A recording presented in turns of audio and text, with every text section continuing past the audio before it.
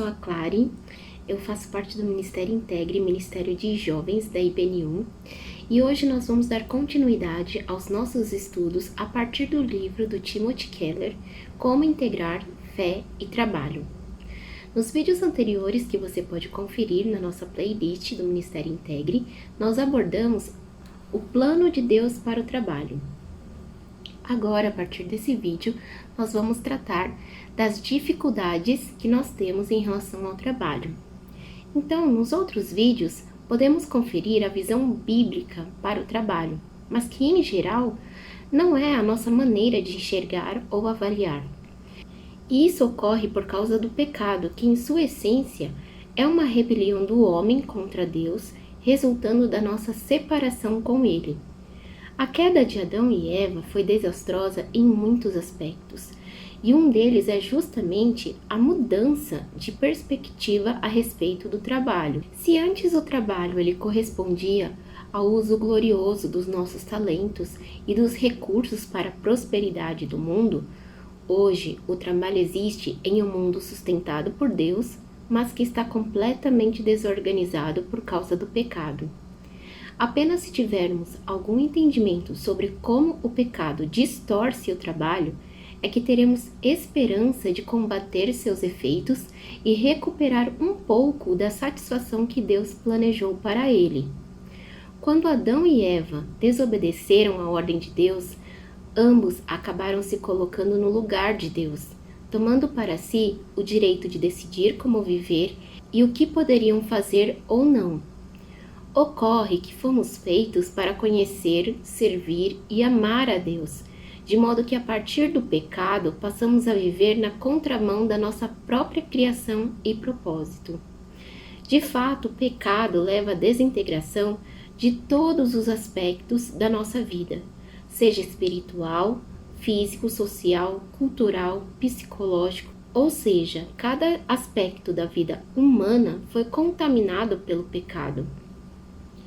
No capítulo 3 de Gênesis, é possível observar que Adão e Eva sentiram vergonha, culpa e desolação. Por outro lado, hoje é possível notar que em nós existe uma inquietação profunda, se manifestando de várias formas, também pela culpa, mas também pela rebeldia, necessidade de agradar a todos, desconfiança, medo, entre outros. Algo está errado e a cultura ocidental tenta explicar essa inquietação sem recorrer à Bíblia e utilizando até o entretenimento para desviar nossa atenção dessa inquietação. Porém, a verdade é que a raiz do problema é nossa separação de Deus. No trecho de Gênesis 3, de 16 a 19, vemos como Deus une intimamente o sofrimento do amor e do casamento com o sofrimento do trabalho. Em resumo, mesmo quando o trabalho rende bons frutos, geralmente é carregado de sofrimento e, por vezes, até frustração. O pecado não afeta somente a vida pessoal e privada, mas também a pública e social, e em particular o trabalho. O trabalho por si só, ele não é uma maldição. Porém, assim como outros aspectos da vida humana, ele também está sob a maldição do pecado. É por isso que o autor diz que todo trabalho e esforço humano são marcados por insucesso e frustração. De certa forma, o trabalho realmente inclui sofrimento, conflito, fadiga, às vezes inveja e por vezes os objetivos nem sequer são alcançados. Até quando ficamos satisfeitos com a qualidade do nosso trabalho, pode ocorrer de nos decepcionarmos com os resultados.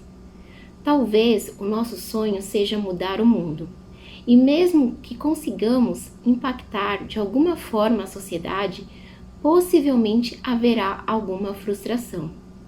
Aliás, mesmo sendo difícil admitir, às vezes somos nós que causamos a frustração para as realizações dos outros. Comparando com espinhos e ervas daninhas, as dificuldades que existem no trabalho brotam do distanciamento entre as pessoas, cujas raízes residem na perda do nosso relacionamento com Deus. Assim, Até em nossos melhores dias, cada um de nós trabalha em um sistema que parece empenhado em nos prejudicar. Como pastor, o autor do livro ele também revela a frustração de que às vezes membros de sua equipe reclamam das atividades, dos novos projetos e por diversas razões, alguns planos não podem ser devidamente executados na igreja. Ou seja, é importante compreender e equilibrar o que a Bíblia diz sobre o plano de Deus para o trabalho e as dificuldades que enfrentamos diariamente. É interessante verificar ainda que enquanto as gerações anteriores moldaram uma imagem ruim do trabalho, as novas gerações têm uma perspectiva até utópica que não corresponde com a proposta bíblica. Para aqueles que podem estar se cobrando demais, vale dizer que mesmo não alcançando as mais altas aspirações no trabalho, isso não significa que fez a escolha errada, que não acertou na profissão ou que existe uma carreira perfeita sem qualquer fracasso no meio do caminho. Algumas frustrações são até normais, mesmo estando na carreira certa. Por outro lado, se decidir mudar de profissão é possível e relativamente comum nos dias atuais.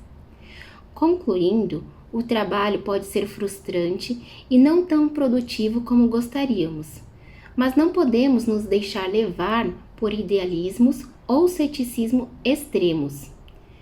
Por idealismo, acontecendo, por exemplo, quando pensamos que vamos fazer justiça no mundo por conta do nosso trabalho.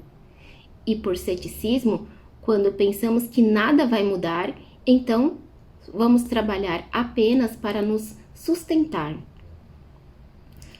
Em outras palavras, o recado bíblico é que o trabalho pode sim ser gratificante, apesar das ervas daninhas e dos espinhos.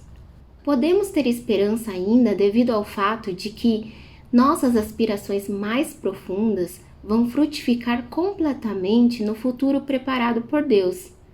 Os cristãos podem então sentir uma consolação profunda que os capacita a trabalhar de todo o coração. Por causa de Jesus e do que Ele fez por nós, não nos sentimos completamente desolados pela realidade frustrante desse mundo. Para nós que decidimos seguir Jesus, a verdade é que o nosso trabalho nesta vida não tem a palavra final. Espero de coração que você também tenha essa alegria de Cristo na sua vida e que Deus nos abençoe.